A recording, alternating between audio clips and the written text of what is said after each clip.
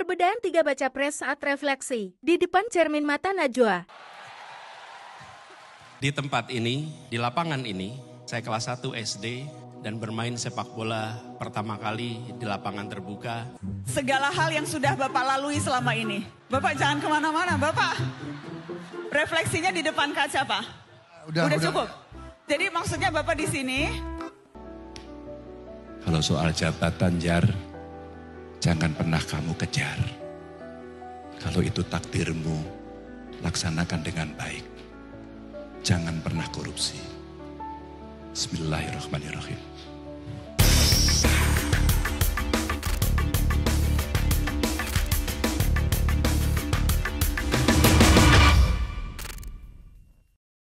Kemarin ini di UGM ada peristiwa seru. Serunya karena memang ini menjelang pemilu 2024. Najwa dengan Narasi TV bekerja sama dengan UGM menampilkan 3 orang kandidat untuk bicara tentang pikiran-pikirannya, bagaimana membawa Indonesia masa depan.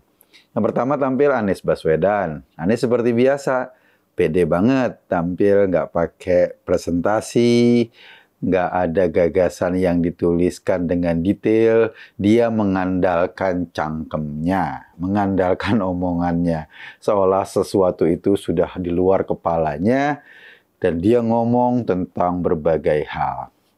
Yang menarik dari Anies ini, kalaupun dia ngomong banyak gagasan-gagasan besar, dia tidak pernah mencontohkan apa yang sudah pernah dilakukan di Jakarta. Kan dia 5 tahun sebagai gubernur Jakarta. Jadi gagasan-gagasannya itu ya seolah-olah lepas dari apa yang sudah dilakukan atau apa yang pernah dilakukan sebelumnya. Seolah-olah sekarang Anies sebagai capres berbeda dengan Anies sebagai gubernur. Jadi nggak pernah merefer, nggak pernah melihat contoh bahwa saya udah bangun ini loh. Dan ini bisa dikembangkan untuk Indonesia masa depan. Misal, ketika dia ngomong soal bagaimana dia akan membuat keadilan sosial, pemerataan pendapatan. Pasti kalau dia merujuk pada kasus Jakarta selama 5 tahun dipegang oleh Anies Baswedan, dia juga akan kaget sendiri ternyata angka koefisien Gini atau angka tingkat ketimpangan gap antara yang kaya dan miskin di Jakarta justru makin meningkat ketika Anies memimpin Jakarta. Kalau dia ngomong soal bagaimana penambahan tenaga kerja, bagaimana misalnya dia mau membangun perekonomian, angka di Jakarta memperlihatkan sebaliknya. Kalau dia ngomong membangun kesejahteraan sosial, salah satunya adalah menyiapkan perumahan bagi masyarakat. Kejadian di Jakarta memperlihatkan sebaliknya bagaimana program DP Rumah 0%-nya boleh disebut gagal atau tidak berhasil. Itu yang saya nilai dari Anies. Kalaupun secara penampilan, kemampuan dia menjaga ritme suaranya, kemampuan menahan emosi di atas panggung, kemampuan berretorika memang bisa membuat orang wih, begitu. Itu memang kemampuannya Pak Anies ngomong. Karena memang dia jago tuh di situ tuh, ngomong dan ngomong. Sekali lagi kan kita mau milih presiden, bukan memilih penyiar radio. Kalau penyiar radio mungkin yang dibutuhkan adalah keterampilan membicarakannya, keterampilan ngomongnya. Tetapi kalau kita milih presiden yang dipentingkan adalah hasil kerjanya. Output dari apa-apa yang digagas itu kemudian diimplementasi dan bagaimana hasilnya. Yang kedua adalah Ganjar Pranowo. Memang ketika tampil, karena ini adalah kampusnya S1-nya Mas Ganjar ada di UGM, itu tampil seperti balik ke rumah sendiri. Anies juga dulu ketika S1 lulusan UGM.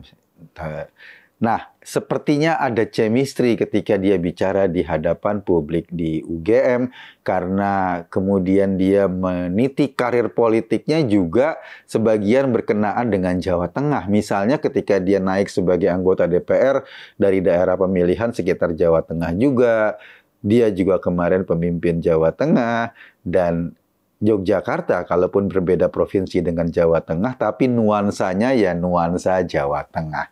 Nah, berbeda dengan Anies, Ganjar tampil dengan presentasi yang lumayan lengkap. Dia bicara gagasan-gagasan besar disertai dengan contoh-contoh kasus seperti apa yang sudah pernah dilakukan di Jawa Tengah, lalu kemudian dia menginginkan keberhasilan-keberhasilannya itu bisa diteruskan atau didorong untuk menjadi program nasional. Contoh kasus misalnya ketika dia berhasil menggagas SMK gratis bagi anak-anak miskin di kabupaten-kabupaten Jawa Tengah, Pak Jokowi sendiri sudah ngomong, ini program bagus sekali dan mudah-mudahan bisa diadopsi oleh semua kabupaten kota di seluruh Indonesia.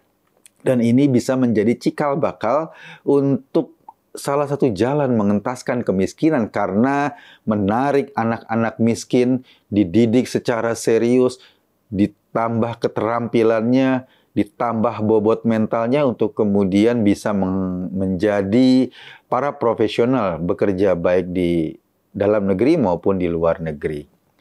Yang terakhir, tadinya saya pikir yang terakhir Panji, karena setelah Mas Ganjar itu Panji tampil. Ternyata ada lagi penampil terakhir yang tidak kalah serunya dengan tampilan Panji. Waktu saya nonton Panji, itu saya banyak ketawa-ketawa karena kritik sosialnya luar biasa. Dan ketika saya nonton Pak Prabowo, keseruannya atau ketawa-ketawanya nggak juga hilang.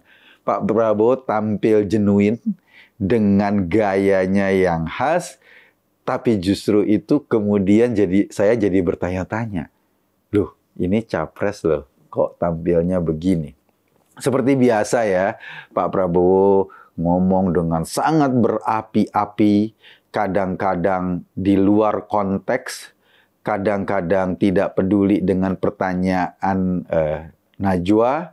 Dia ingin ngomong apa yang dia omongin, bukan menjawab pertanyaan-pertanyaan yang dia sampaikan. Pada sekali waktu, misalnya ada pertanyaan yang menohok, Pak Prabowo cenderung agak emosional, lalu untuk menahan emosinya, dia joget-joget.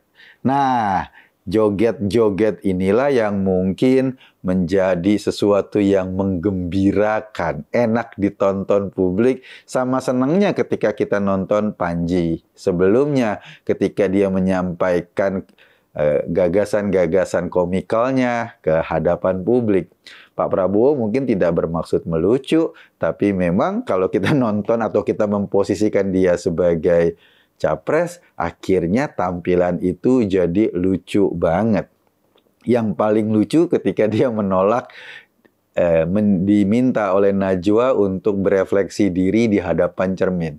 Saya nggak tahu kenapa Pak Prabowo menolak bercermin. Mungkin khawatir kalau yang dilihat adalah dirinya sendiri. Mungkin khawatir kalau kemudian bayangan tentang wajahnya tidak seperti yang dibayangkan dan dia melihat wajah aslinya. Atau mungkin dia takut melihat dirinya sendiri. Saya nggak tahu, tapi banyak psikolog yang akhirnya membicarakan kasus ini. Anies diminta bercermin juga sama Najwa untuk melakukan refleksi. Dia bicara tentang masa kecilnya, dia bicara tentang banyak hal sambil cengar-cengir. Mas Ganjar diminta juga untuk berefleksi di depan cermin, dia bicara tentang nasihat orang tuanya, dia bilang jabatan jangan dikejar. Begitu nasihat orang tuanya. Tetapi kalau itu sudah diletakkan di pundaknya, lakukan sebaik-baiknya. Ketika Pak Prabowo diminta berefleksi di depan cermin, Pak Prabowo-nya ogah, cerminnya juga nggak tahu menerima dengan baik atau tidak. Tapi setidaknya dia menolak untuk terus berhadapan dengan cermin. Ketika dimintakan merefleksi, dia ngomong tentang ide-ide besar bahwa saya tidak akan bisa tidur kalau seandainya Indonesia tidak sejahtera.